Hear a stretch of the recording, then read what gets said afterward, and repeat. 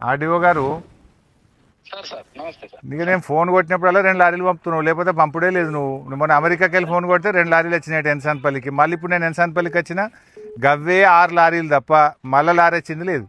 అంటే సార్ మనము వీళ్ళకు ఏఎంసీ గోడౌన్ అలాట్ చేసినాం కాబట్టి దగ్గర ఉందని మాక్సిమం ట్రాక్టర్స్ మొబిలైజ్ చేయిస్తున్నాం సార్. ఏడ ట్రాక్టర్ పోయి ఎన్సాన్పల్లిలో ఇంతవరకు ట్రాక్టర్ పెట్టింది లేదు, లారీ వచ్చింది లేదు. లేదు సార్, ఇన్సాన్పల్లి మొన్న ట్రాక్టర్లు మరి పెట్టి మిగతా ట్రాక్టర్లు పెట్టించి మరి గుంజు ధనాధను వాన పడేటట్టుంది. ఆ లారీ ఆ ట్రాక్టర్లు కూడా కిరాయి ఇయ్యింది.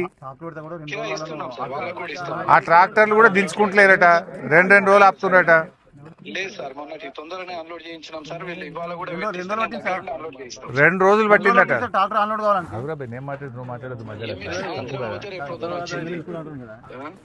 సరే సార్, నేను మాక్సిమం 4-5 లారీలనే పంపరాదా, లేకపోతే ట్రాక్టర్లనే పెట్టించి సాయంత్రం కల్లా అన్లోడ్ చేపి అక్కడ హమాలీస్ ఇష్యూ లేకుండా చూసుకొని తొందరగా అన్లోడ్ అయ్యి పంపేటట్టు చూసుకుంటాం సార్.